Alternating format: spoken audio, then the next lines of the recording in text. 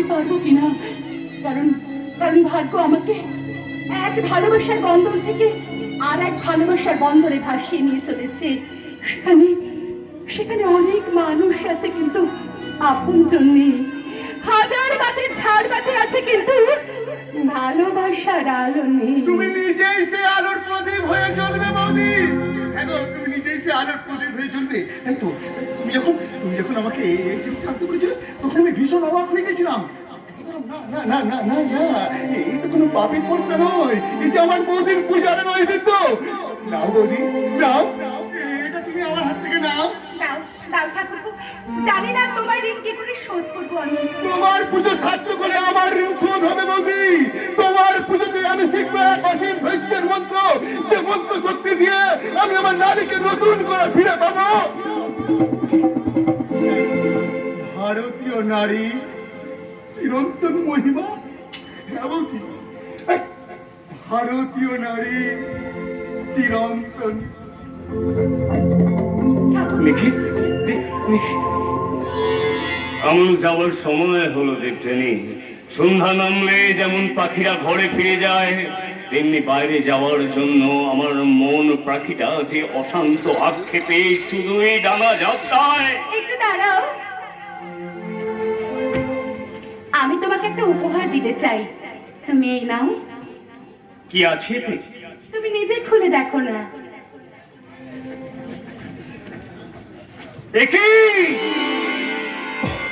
তুমি তুমি কি আমাকে অপমান করতে চাইছো দেবযানী? তুমি আমার স্বামী, তোমাকে অপমান করার সাধ্য আমার কি আছে? তুমি ভালোবাসো বলে নিখিলকে দিয়ে আমি ওটা আনিয়েছি। আমি চাই তুমি আমার সামনে বসে খাবে। না না দেবযানী, না, এ হয় না, এ হতে পারে না।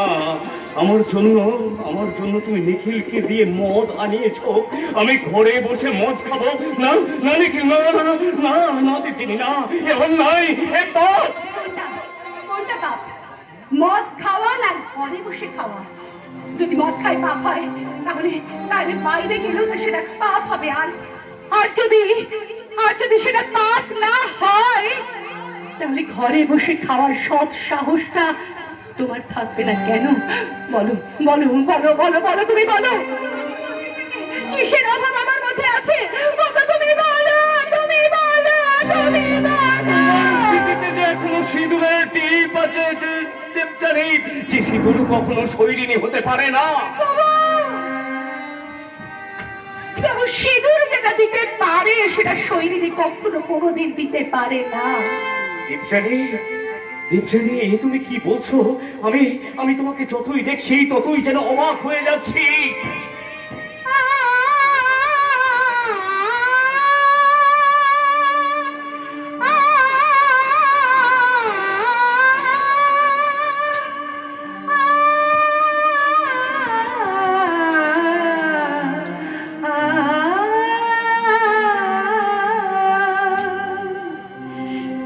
আমার অগ্নি পরীক্ষা, নিয়তির কাছে আমি হারব কিনা? আমার অগ্নি পরীক্ষা, নিয়তির কাছে আমি হারব কিনা? বাজো শুরু শৃঙ্গার, বাজো বীণা, বাজো বীণা, বাজো শুরু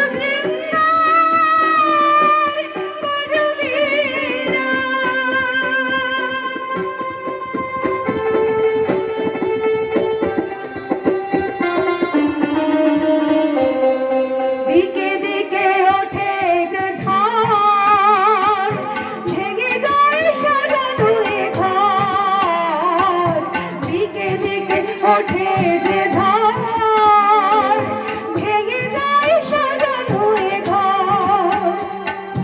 মরণের কণ্ঠ থেকে জীবনের মালা আমি করব কিনা? এ আমার অগ্নি পরীক্ষা, নিয়তির কাছে আমি হারব কিনা? বাজো শুরু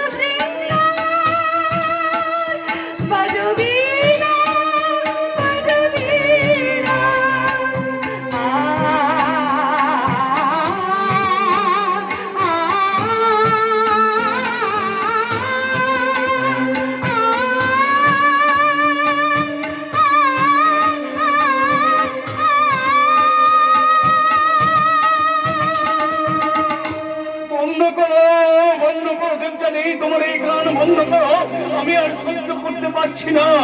আত্মত্যাগের মহিমায় তুমি যে আমার চোখে পূজার ফুল হয়ে ফুটে উঠেছ, সেই ফুলকে স্পর্শ করার কোন যোগ্যতা আমার নেই দেবযানী।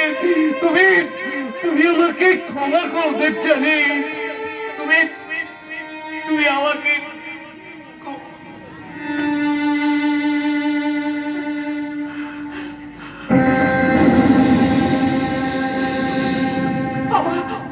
তোমাকে ক্ষমা করতে পেরেছি বলেই তো আজ আমি এইভাবে আসর সাজাতে পেরেছি, যে আসর চৈতন্যের আঘাত হয়ে তোমার চৈতন্যকে বারে বারে আসামির কাঠ করে দাঁড় করাতে পেরেছে। তাই এবার তোমাকে আমার কাছে ফিরে আসতেই হবে। যে ফেরা নয় তার জন্য অপেক্ষা করে কি লাভ? কিন্তু যার হাতে আমি একবার সিঁদুর করেছি, জন্ম জন্মান্তর তাকে স্বামী হিসেবে মানতে আমি বাধ্য। কিন্তু যৌবনের তো একটা ধর্ম আছে। তোমার মতো বস্ত্রায় গোলাপকে ঘরে রেখে যে মানুষ বাসি গোলাপের গন্ধ শুনতে বাজারে যায়, তার জন্য নিজের যৌবন ধর্মটাকে নষ্ট করবে কেন? কি বলতে চাও তুমি ঠাকুরপো? তোমার আর দাদার সম্পর্কের কথা আমি খুব ভালো করে জানি গো। তাই বলছি, এসো না দুজনে শরীরের খিদেটা একসাথে ঠাকুরপো, তুমি মুখ সামনে কথা বলবে ঠাকুরপো। আমি তোমার বৌদির সম্পর্কে তোমার মায়ের মতো।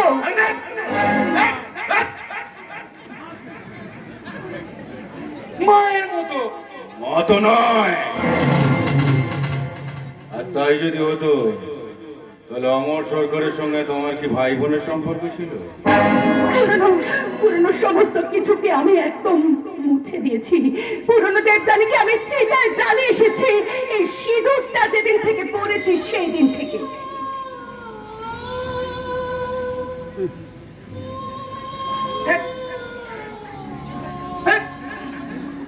আরে আধুনিক মেয়েরা ওই চটকদার গয়নার মতো ওই সিঁদুরটাকে যখন তখন লাগাতেও পারে, আবার তুলতেও পারে। না না না না, কখনো তুলতে পারে না, কারণ সিঁদুর স্নো পাউডারের মতো কোনো বিলাসিতার বস্তু নয়।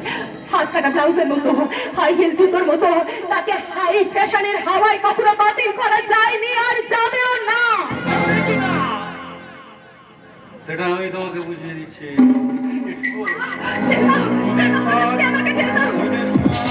পায়ের দিয়ে মিটিয়ে নাও।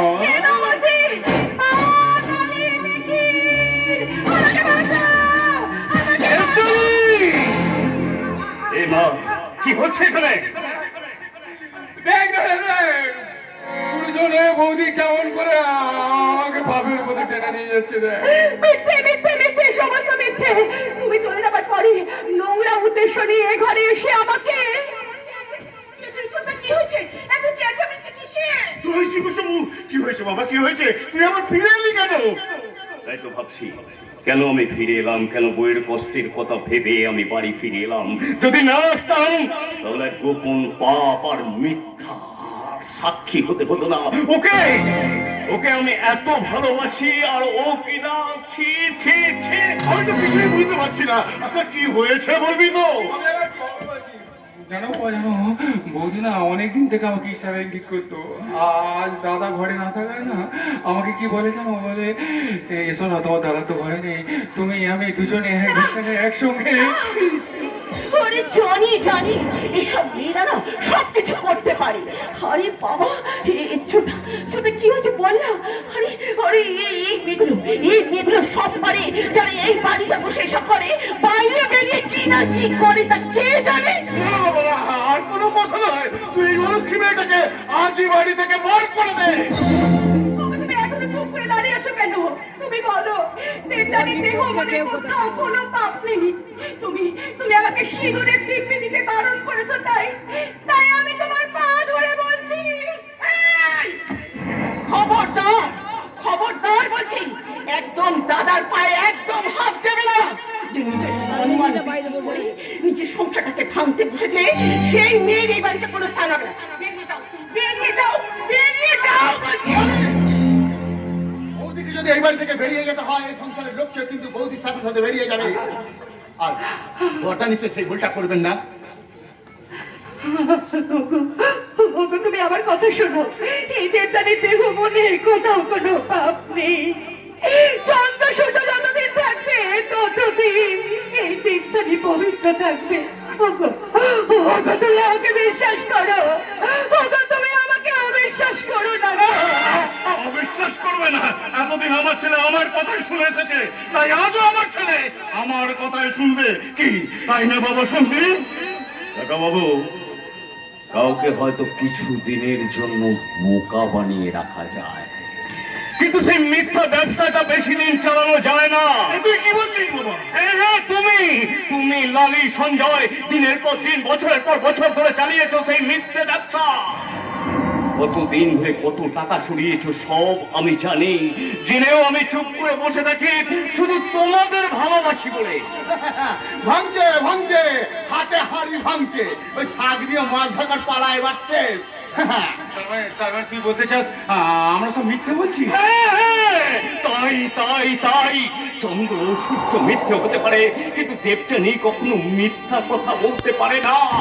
তোদের হাজারটা মিথ্যে মাথা পেতে নিলেও এটা কিছুতেই মেনে নেওয়া যাবে না যে ওই দেবীর মতো মেয়েটার চরিত্রে কোনো কলঙ্কের দাগ থাকতে পারে। তাই নাকি? তাহলে বিয়ের আগে অমর সরকারের সঙ্গে যে সম্পর্ক ফষ্টি নষ্টি ছিল সেটা কি গঙ্গা জলে